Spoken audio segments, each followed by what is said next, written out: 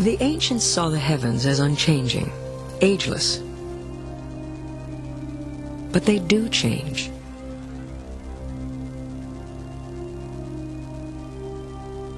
Stars grow old and die. The smallest stars fade slowly like a fire's last embers. Larger stars, however, do not go gently into that good night.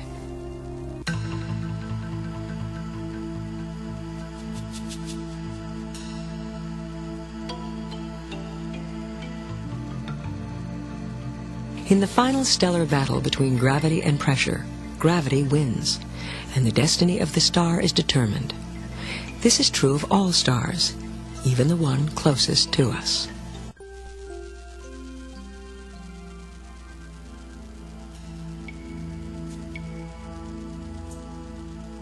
Not all stars die lingering deaths. For example, a star the size of the Sun, when locked in a close binary orbit, can explode after stealing fuel from its companion. And the most massive stars self-destruct in titanic displays of celestial fireworks. A white dwarf that forms from a single star will simply cool down over billions of years and eventually become a black dwarf. It will not explode.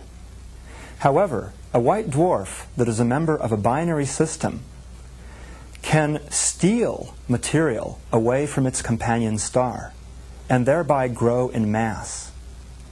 This can lead to all sorts of fireworks. If enough mass, enough hydrogen for example, builds up on the surface of the white dwarf, an uncontrolled set of thermonuclear reactions can occur that will cause the outermost material to expand away explosively, and for the star consequently to brighten. This phenomenon is known as a nova, a new star, although of course really what we have is a very old star which has been rejuvenated. If the white dwarf continues to receive material from its companion star and does not blow it all away from itself, then its mass could eventually reach a critical limit, at which point that star becomes essentially the biggest powder keg in the universe. The carbon and oxygen nuclei fuse together explosively into heavier elements, thereby liberating nuclear energy. And this occurs very swiftly throughout the entire star, liberating enough energy to completely blow the star apart.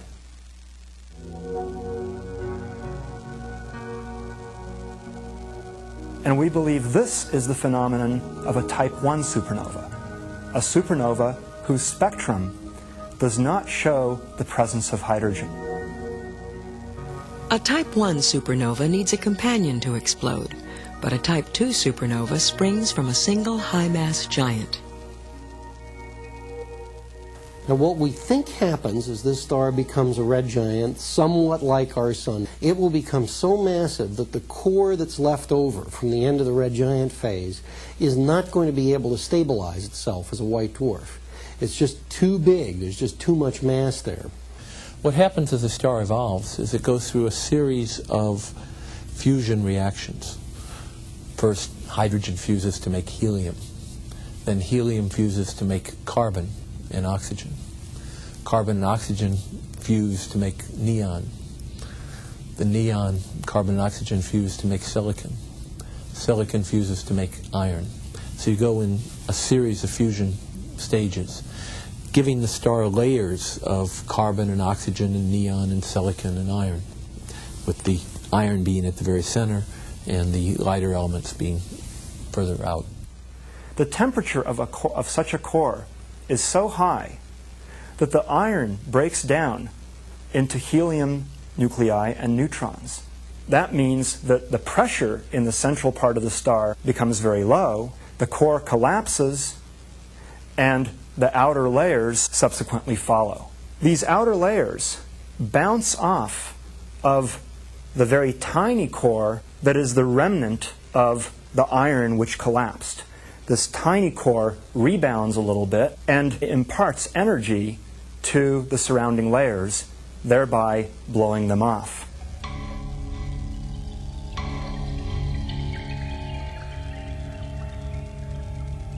The inside of it collapses to form a very strange object called a neutron star. The energy released from that collapse causes the outer layers to expand very fast, and the star becomes what we call a supernova. It becomes as bright as the entire galaxy that it's a part of. So what happens to the remnants of a once massive star, its nuclear ashes scattered by a supernova? The processes that go on in the supernova itself are essential to the ejection of the heavy elements that have been produced by the earlier burning stages, and also in the production of new heavy elements. The iron core collapses to a neutron star, but during this collapse, a shock wave is created that propagates out through the infalling layers outside of the iron core, turns them around and ejects them with velocities of thousands of kilometers per second. Thus, the ashes of all the nuclear burning go out into the interstellar medium and can become part of subsequent stars, like the Sun. When we take spectra of these remnants, we find that the gases are enriched in heavy chemical elements, such as iron and oxygen.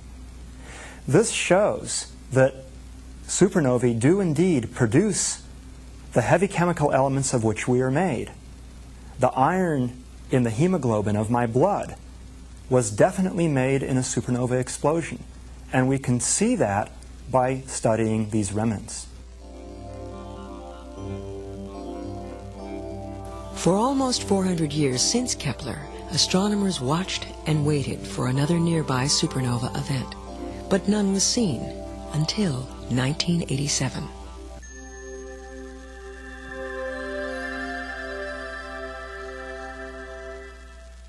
February 24th, 1987 was a day that astronomers will long remember. Actually, a night that astronomers will long remember, since we do most of our work at night.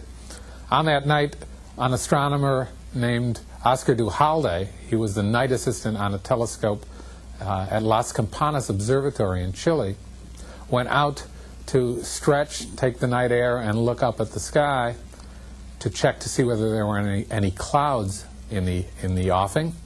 And he looked to the south towards a nearby galaxy called the Large Magellanic Cloud and saw a bright object which he hadn't seen the night before.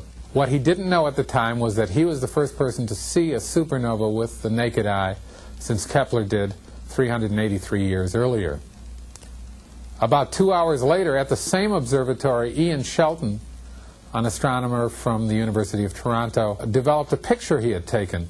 He was taking photographic plates of the Large Magellanic Cloud. He'd taken one the night before, but he wasn't pleased with the quality of it. And so he decided, well, he was going to take another one the next night. When he took that photograph the next night, he noticed that there was a star there that shouldn't be there. And so he immediately grabbed the plate that he'd taken the night before, looked at it, and the star wasn't there. They telegraphed their results to a central telegraph bureau in Cambridge, Massachusetts, and within a matter of hours, the entire astronomical community around the world was talking about the naked eye supernova, the Large Magellanic Cloud supernova, the supernova that we'd been waiting for almost 400 years. From earlier photographs, astronomers were able for the first time to identify the star that had exploded, a blue supergiant 20 times more massive than the Sun. Supernova 1987A was an object that occurred about 160,000 light years away from us. This gave us an unprecedented opportunity to test theories of supernovae against observations. We actually saw the results of the explosion at the exact time that the explosion and collapse of the star to a neutron star occurred. Now, this is very difficult, of course, because when a star explodes, what goes on in its interior is quite hidden to us. The star is opaque, actually, and you can't see the fact that the interior is in turmoil. But during a supernova explosion, what happens is that a star produces a flood of tiny particles which have virtually no mass and virtually no interaction with matter at all. These particles are called neutrinos. The detection of neutrinos from supernova 1987A, I think, was one of the most exciting things in modern astrophysics. It was the first time we detected unambiguously an extrasolar system neutrino signal. The other very important prediction that was confirmed by observations of supernova 1987A was the nucleosynthesis of extremely heavy elements, iron and even heavier, during the explosion. Telescopes sent above the Earth's atmosphere detected high-energy photons called gamma rays that are emitted by radioactive nuclei of nickel. These atoms, these nuclei, could not have existed prior to the occurrence of the supernova because they don't live very long. They don't live more than a few years. Their presence in large quantities immediately after the supernova shows beyond any reasonable doubt that heavy element nucleosynthesis did indeed occur during and after the supernova explosion. The history of our civilization spans some thousands of years, and the archaeological record goes back for humanoids perhaps millions of years. But the atoms of which we are composed, which are the same sorts of atoms that make up all life and indeed our own planet, are much older. They're as old as the stars themselves, billions of years old.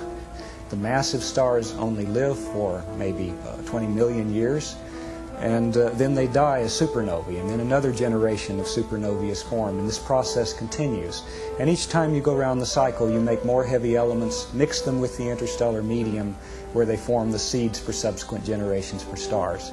And so the iron, the oxygen, the calcium in our own body is the debris, in some cases previously radioactive fallout from stellar explosions that happened 5-10 billion years ago. So we literally are the progeny of the stars. We're made out of the atoms that were produced as stardust in these giant explosions.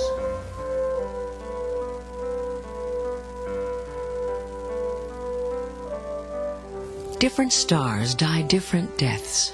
Some quietly fade away. Others burst into the heavens, creating new elements and the seeds for a new beginning.